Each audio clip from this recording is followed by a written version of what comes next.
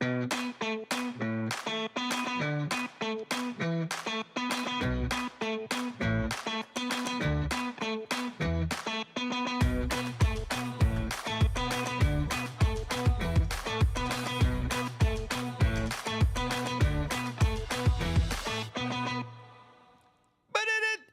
is going on? If you are tuning in, I so appreciate it. I used to try and do this on multi-channels. Now I am just going to go live on YouTube and I will update X later. We are going to get right into all the things. The secret sauce for today is your journey is your own. Make it extraordinary. 1, there is no measuring stick. Comparing yourself to anyone else is a mistake and you are at fault. Stay in your lane and shine. That's it. Super easy. On the docket today, Bitcoin ups and downs thanks to the CPI and a bunch of other hornswoggle that we are dealing with. Confiction Labs brings something new to the gaming ecosystem, and MetaMask announces a pretty big collab that should be a game changer and the start of a new tidal wave of onboarding. And Eric Trump hints at some RWAs. What does that mean? Chaos to clarity, noise to narrative. It is Thursday, August 15th, and it is time for some rare bits. Today, the crypto greed and fear index has slid 1 degree, coming in at a 29. We are riding in the fear zone. Bitcoin dominance, it has slid on the 24 hours. ETH dominance has also slid. Total crypto market cap has decreased by about $3.37 trillion, coming in at last reading, looking at like it's about $2.114 trillion. Top crypto search term is Saga, ticker sign SAGA. It is up 58% on the 7-day. And this will be a new metric. We have 82 days until the election. That's 82 days of drama, soap opera, meme coin madness. All of it is getting ready to come to a fevered pitch. We saw Bitcoin's price take a tumble, dropping from nearly 62K down to under 58. The ripple effect, we are going to see it continue through the crypto market, in my opinion. That little dip caused an $80 billion loss in market capitalization because people are still leverage trading in this absolutely insane market. Now, before we get into some more news, we are going to check the numbers for the nerds. Oh my goodness. Oh, just look at that. It is a glorious color of red. If you like red, today is your day to look at the crypto heat map. What are we talking about? Bitcoin's coming in at $57,342. Ethereum, $25.66. BNB, $517. Salami's at $142. XRP at 55 cents. Toncoin at $6.59. Do you guys think Toncoin dips below $5? Into the $5 range. I still think it's even a buy here. We are looking at it down 5% on the day. And when I pull up my next chart, so these are some of my favorites. So as you can see, the market is down. Everything I love is in the red. If I go to the day and look at the biggest losers on the day, MogCoin, it's down 13%, 27% on the week, 45% on the month. I love this coin. I am mogging on the X timeline. I am not going away from this. I don't hold a lot of it, but I love it. I love where it's going. This is a coin to hodl for the next year and see what happens. Why do I say that? Well, if we look at Bonk, people that held Bonk for a year, that saw a 6,000% increase. Mog has only seen a 1,700% increase, even with it being down 45% on the month. Does it have room to grow? Absolutely. Brett, another coin I think is good. It is on the base ecosystem. Dogwoof Hat, down 33% on the month. Pepe, down 38% on the month. Sui is actually trading really nice. It is up 51% on the year, but that is not a huge gain. I think there is still room for that to come. Say Network, another coin that is down 22% on the month, up 66% in the year. I think parabolic movement is coming for these two ecosystems. Solana, I also think parabolic movement is coming for these ecosystems, though I did uncover some interesting hubbub and shubub about Solana that we are going to get into possibly today, but definitely tomorrow because it is a breaking story and it's interesting. And it's going to help formulate my opinion on a couple ecosystems that are coming up through the ranks. Do we see a changing of the guard? Is it time for a changing of the guard? Do some of these new contenders possess what it takes to punch above their current weight class and take down some of the heavy hitters? We are going to check into that. Yesterday, we saw $1.42 billion in liquidations. Today, we're up to 1.68 million in liquidations. The value change, it says it's equal, but the time difference plays into effect in these things. Next up, oh, you know what, before I move on for this. So one of the charts that I love, DeFi Llama, they have an absolutely great site, DeFiLlama.com. I implore you guys to do some of your own research on that site. But when you are looking at liquidation levels, they've got this cute little bear over here. And when I punch this bear, it throws these guys up on the timeline. And no matter the market up, no matter the market down, these guys will just make you smile. And if they don't make you smile, you're probably a dick. All right. Next up, we are looking at total volume 4.81, total volume 7-day 35 billion, weekly change. We are down 42%. And this is also an interesting statistic.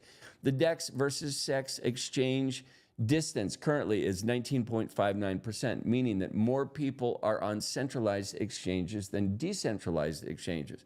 As we see us move into this Web3 ecosystem and the opportunity to own assets as individuals, no longer associated with a company, a bank, an underlying economy, do we see people take on self-custody, or like many people, are they going to opt in for these centralized exchanges? And keep that in mind, that if your assets are on a centralized exchange, they could be liquidated. You could lose them. So there is drama to holding your own assets offline in a ledger. Yes, you can lose it. There's a ton of things that can go wrong. These are risks and things that you need to consider when you're entering this ecosystem. But it is a question I would love some answers in the comments. I will not read them.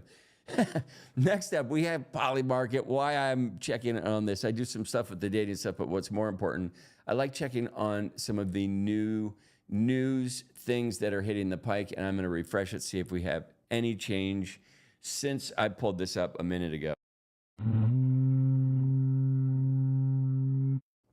Okay, so what will Trump say during the Thursday press conference? Now, these degenerates do not care if he talks politics, if he talks crypto. They want to know, is he going to say MAGA or is he going to say tampon? Keep that in mind when you are entering this ecosystem. It is filled with degeneracy, and this is who you're up against. People who are more worried about the tampon or the MAGA word being spoken first in the next press conference. Oh my God. Okay, next up, how many times will Trump tweet this week? Highest grossing movie in 2024. Bieber baby, boy or girl? I didn't even know Justin Bieber was pregnant. Hats off to the millennials. You guys are doing things different. God love you. Grok bans image generation of Trump in August. What? Okay, so it is really interesting. If any of you use AI for looking through information or deciphering things, some of these AI capabilities will not let you input information that has anything to do with any sort of political slant. And it's really interesting because there's so many ideas at play here that you cannot have a debate with an AI about because it has a name attached. So there are ways to have these debates with AI while removing the names and the political affiliation. And that becomes really interesting as well. So AI is very interesting. I love what's happening with it. It will continue to rock the future, and I am here for it. Next up, I look at the vote comparison and the Bitcoin price. This could be a bullshit analytic, but it's fun. And we'll see if it goes somewhere. So this morning, President Trump was down 1%. Kamala was up 1%, coming in at 54% for Kamala to win the presidential election. At the time of this report, Bitcoin was trading at $58,720. Next up, we are going to look at gaming news. Now, Confiction Labs, they've introduced something called proof of exposure, and this is awesome. So even before we get into this, Vitalik proposed a wonderful idea about solving the biggest UX and UI problem in Web3.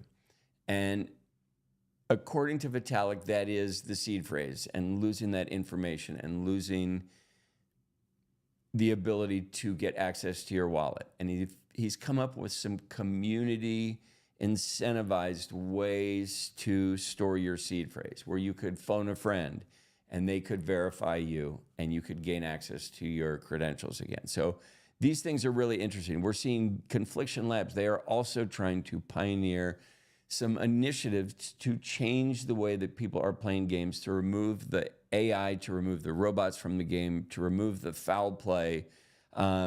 They are trying this with something called Riftstorm. It is a Web3 shooter. They are trying this innovative approach to combat bot activity, and they are going to be incorporating NFTs into the ecosystem, another layer of security to further encapsulate the gaming experience and keep it actually authentic and not have robots ruining the experience. So Confiction is doing some really interesting things. There's more of a write-up on it in my Substack today. If you are interested, take a look. And this is starting to pop out in the EU and the UK, and MetaMask is trying to break down doors by doing this. They are making strides in the crypto payment field. They're partnering with Mastercard and banks group to launch a digital-only debit card. The card will allow users to spend cryptocurrencies directly from their wallet via a credit card. I think this is brilliant. Once the normies understand that you can actually pay for things with crypto instantaneously, just like you would do it with your bank card, the shift will happen. Not until that light goes off will it make sense for them. When they look at their bill statement, okay, it's very customary for banks to tack on, if you pulled money out of your savings into your checking for the transfer, they'll charge you $1.50 or $3.50. So many people from the traditional finance world, the TradFi world, are used to these erroneous charges.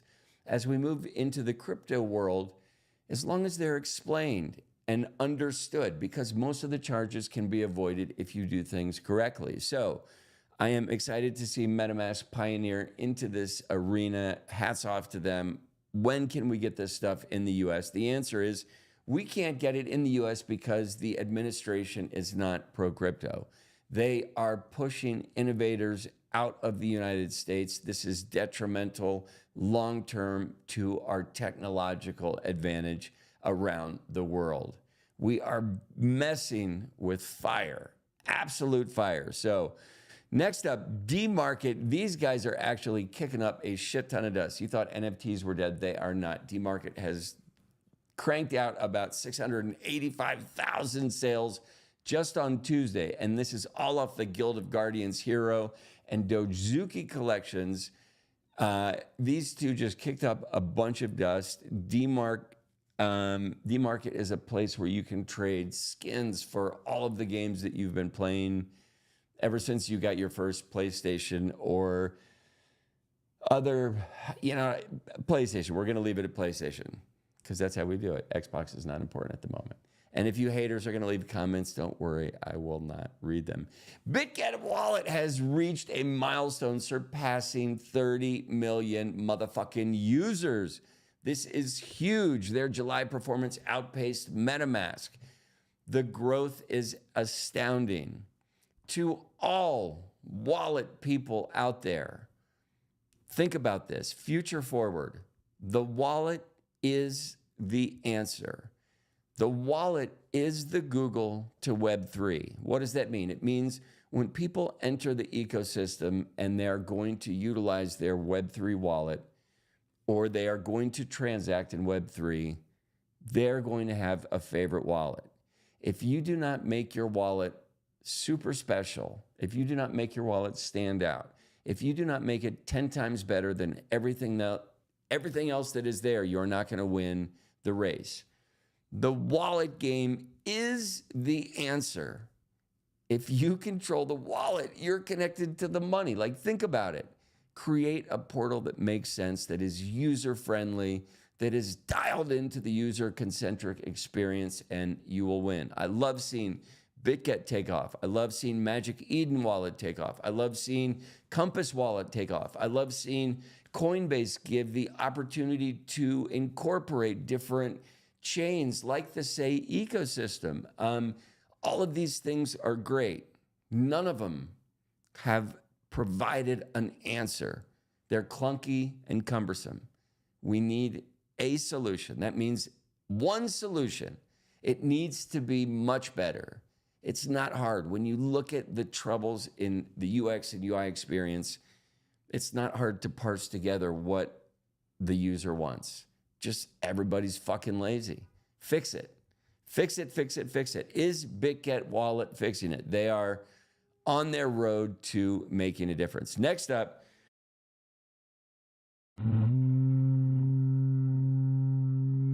we have the Ethereum and EigenLayer. It is a restaking protocol that is dominating. And when I say dominating, what does that even mean? Well, to give you an example, there is $12.9 billion staked on the EigenLayer. If you are not telling me that is a belief in the underlying ecosystem where it is going long term, you're crazy. Look at the numbers. Look at who's staking Ethereum there. Look at what's happening. Look at the smart wallets that are playing that game. DYOR, look into this stuff. It is really interesting.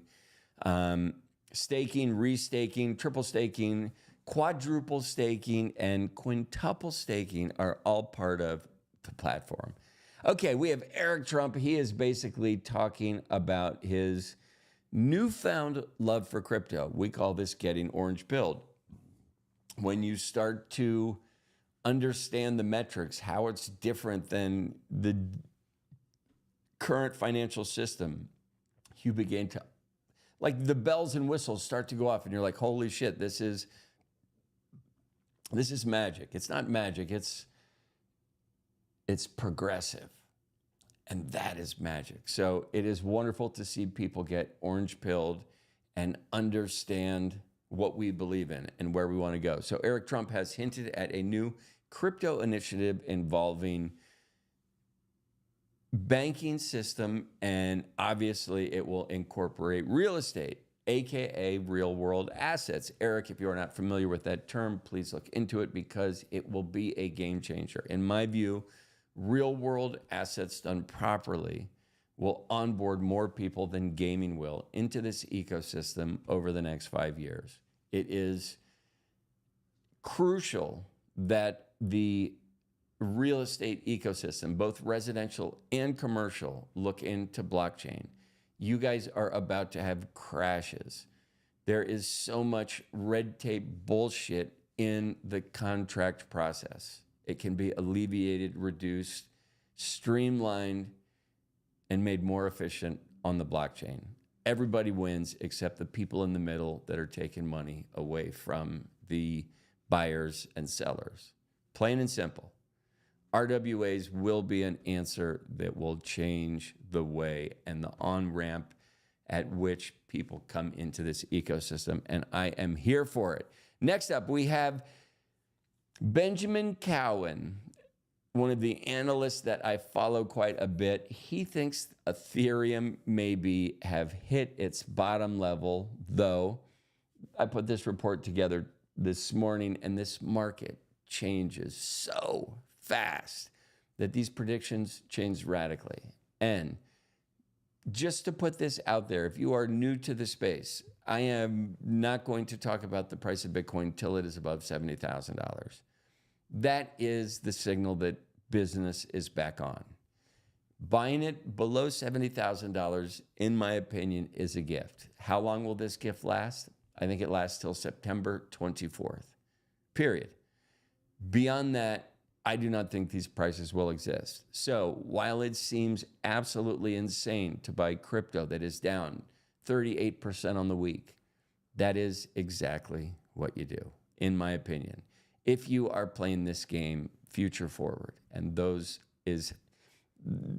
that's where the winners come from. So betting on when the bottom is in is tough. You are trying to catch a falling knife. Nobody can advise you on that. You just buy as it's falling. When people are running because it's about to hit the ground, right? It's a grenade that's about to hit the ground. People are like, grenade! And they start running.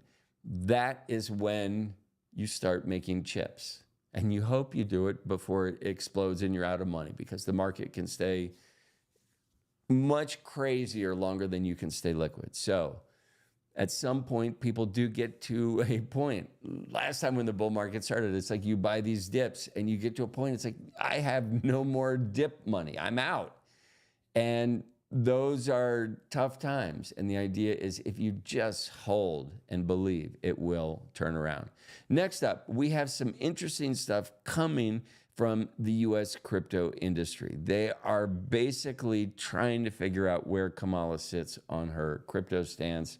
They have put several initiatives together to try and talk to the Democratic campaign and make this part of their pulpit to speak to future voters about where they want the country to go.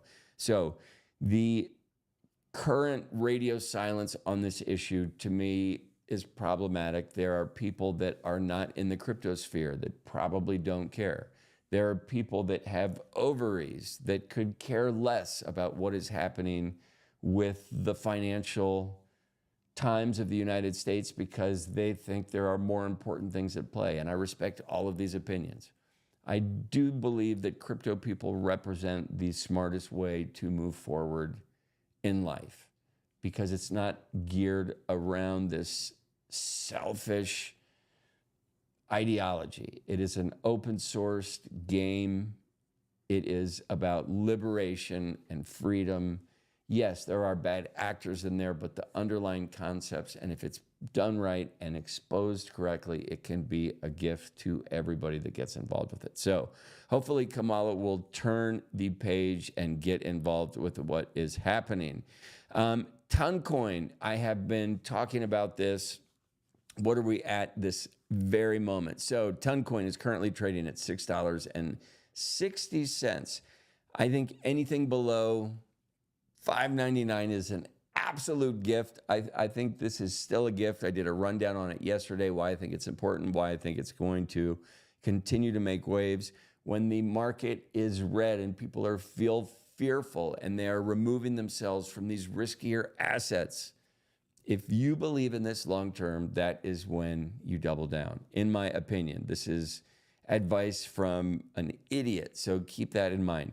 Last up, Bitcoin miners Q2 results showed varied performance. So we have some super outstanding performance from people that have figured out ways to create an efficient ecosystem, right?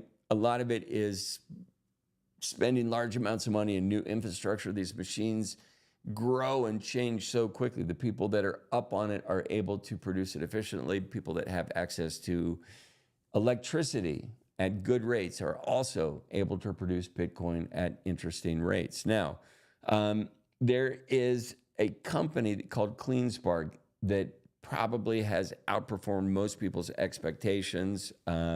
Marathon Digital, they were not able to turn the page quite as quickly or as cleanly as CleanSpark did. They are dealing with some red tape in their mix. So we will see people get out of this mess. The trick is, right, I think most miners have this break-even point where Bitcoin needs to stay above a certain price in order for them to keep the rigs on. If it drops below a certain price, they're actually losing money, and they will just shut down and wait for the price to recover before they turn the rigs back on.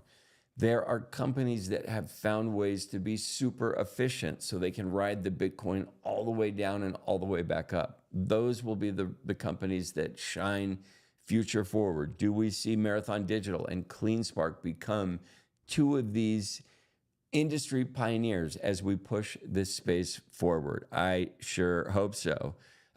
Next up, we are looking at Mogcoin. It is down for the moment. I know how that is. I have a bunch of friends that have invested in it.